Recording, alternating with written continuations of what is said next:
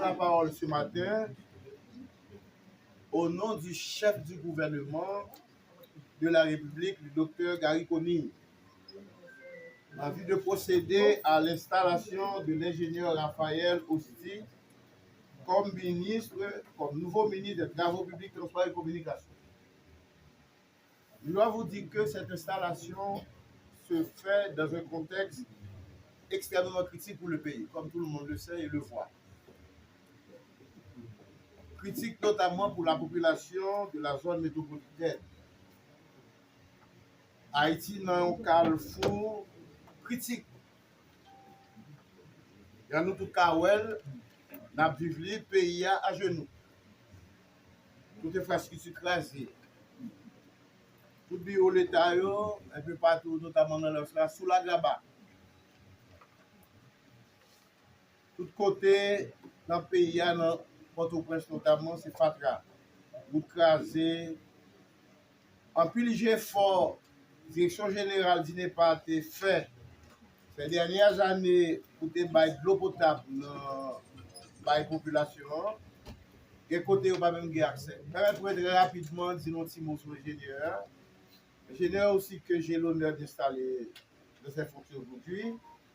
C'est spécialisé dans l'étude, l'exécution et la gestion des réseaux d'eau potable. Il a environ une quarantaine d'années dans le secteur. Avant sa nomination par arrêté du Conseil présidentiel en date du 11 juin 2024, comme vous l'a rappelé, en tant que titulaire du ministère, l'ingénieur aussi a travaillé à la DINEPA, la direction générale de la DINEPA, pendant 14 ans. Et comme ingénieur spécialiste technique en opération et gestion des réseaux d'eau potable et d'assainissement. J'ai donc l'honneur de vous déclarer ministre des Travaux publics, Transport et Communication en vertu du pouvoir qui m'a été donné par le Premier ministre.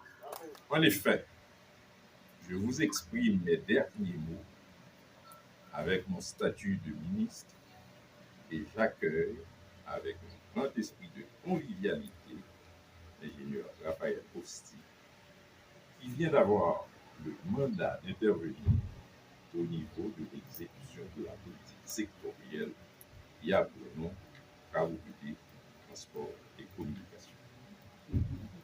Je viens de passer très exactement 31 mois à la tête du MTPTC.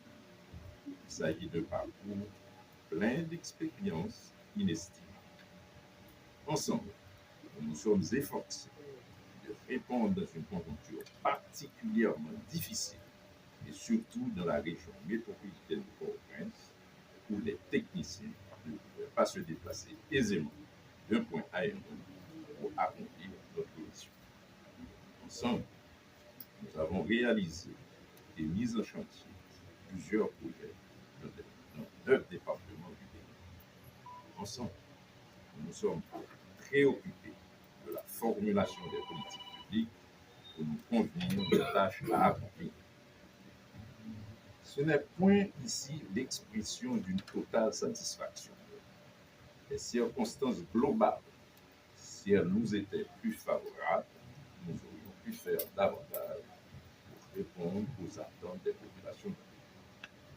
Comment partir sans exprimer ma part de reconnaissance à chacun d'entre vous, directeurs, collaborateurs, personnel de toutes conditions.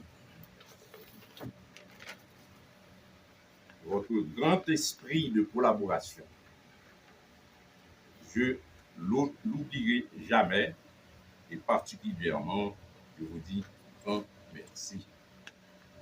Monsieur le ministre des Travaux, je vous accueille chaleureusement dans cette enceinte et je vous souhaite avec force et conviction de la réussite dans l'accomplissement de la mission que l'histoire vous a confiée. vous assure du concours des cadres du ministère et tout son personnel, soucieux de leurs responsabilités, pour vous réserver toutes leurs énergies dans la réalisation de votre mandat. La direction générale du ministère vous soumettra un tableau exhaustif des travaux en cours d'exécution, tant du côté des directeurs ou des directions départementales que de celui des OAST.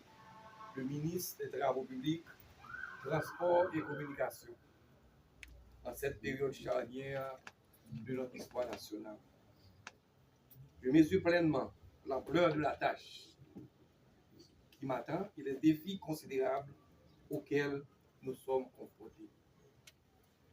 En effet, notre pays traverse une crise aiguë, marquée par une instabilité politique et sécuritaire chronique, une dégradation alarmante des infrastructures et des conditions de vie de la population. Le réseau routier de la capitale et de nos villes de province est en ruine. Les ponts s'effondrent, les écoles et hôpitaux manquent d'eau potable et d'électricité. La communication est au rabais. Les ports et aéroports sont fonctionnels à moins de 30% de leur capacité. Cette situation inacceptable entrave le développement économique et social du pays, plongeant une grande partie de la population dans la misère et le désespoir. Ce qui m'amène à inscrire ma vision pour le ministère sur les piliers essentiels suivants. Une bonne gestion. Nous devons optimiser l'utilisation des maigres ressources politiques publiques, des maigres ressources publiques disponibles. Cela implique une gestion rigoureuse, la reddition de comptes, la valorisation de nos cadres, le respect et la promotion des valeurs humaines. Le travail bien fait, tout ça seront au cœur de notre action. La sécurité et infrastructure. Améliorer la sécurité de nos infrastructures, c'est une priorité. Nous devons renforcer les structures existantes et veiller à ce que les nouvelles constructions répondent aux normes les plus strictes. La transparence et la collaboration. La transparence dans nos actions et la collaboration avec toutes les parties prenantes sont cruciales. Nous devons travailler main dans la main avec les communautés locales, les organisations de la société civile et les partenaires internationaux pour atteindre nos objectifs. Il faut aussi promouvoir des solutions innovantes et durables pour nos infrastructures. Cela inclut l'utilisation de technologies modernes et la mise en œuvre de pratiques respectueuses de l'environnement. Conscient des défis considérables qui nous attendent, je suis fermement déterminé à agir avec pragmatisme et détermination. Ainsi, ma mission en tant que ministre des Travaux publics et Communications sera prendre, malgré la courte durée du mandat de transition, l'engagement solennel de poser les jalons d'une réhabilitation et d'une modernisation ambitieuse de nos réseaux routiers et de nos infrastructures essentielles.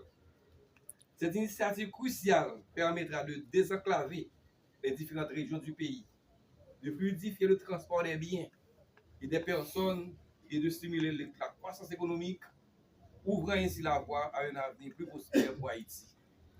Travailler à assurer à l'eau potable travailler à assurer l'accès à l'eau potable et l'assainissement pour tous les Haïtiens en créant un task force avec plusieurs entités de l'État.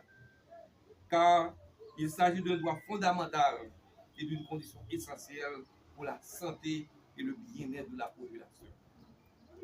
Développer des infrastructures durables et résilientes face aux catastrophes naturelles. Je n'apprends rien de nouveau en rappelant qu'Haïti est un pays particulièrement vulnérable aux cyclones et aux séismes. Il est donc impératif que nous construisions des infrastructures capables de résister à ces catastrophes dévastatrices pour le pays. Promouvoir la création d'emplois dans le secteur des travaux publics.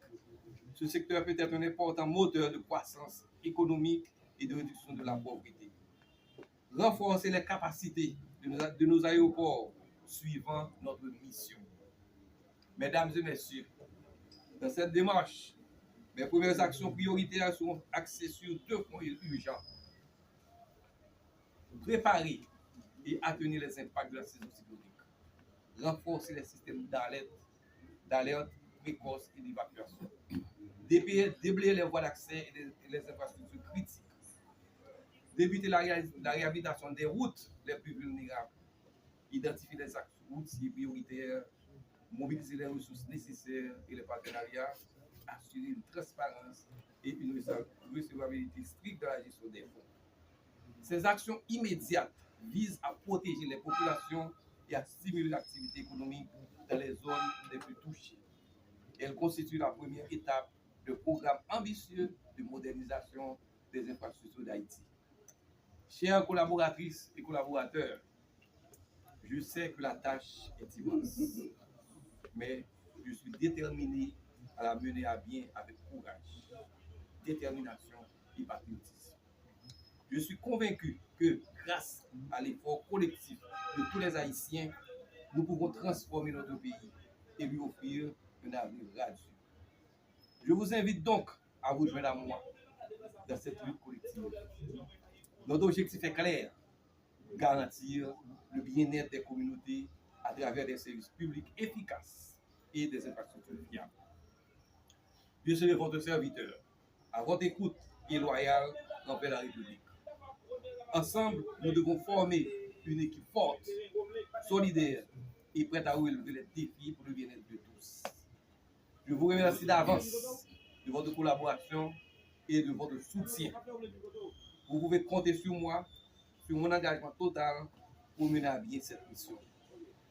Pour terminer, je souhaite remercier tout spécialement le Premier ministre, le Dr Gary Coney, les conseillers présidentiels et bien sûr l'organisation politique qui a fait choix de moi pour le représenter au sein du gouvernement. Mes prédécesseurs, un remerciement spécial au directeur de la TINEPA, M. Guy Théodore, ici présent. Mes prédécesseurs et aussi les nombreux collègues avec qui j'ai eu l'opportunité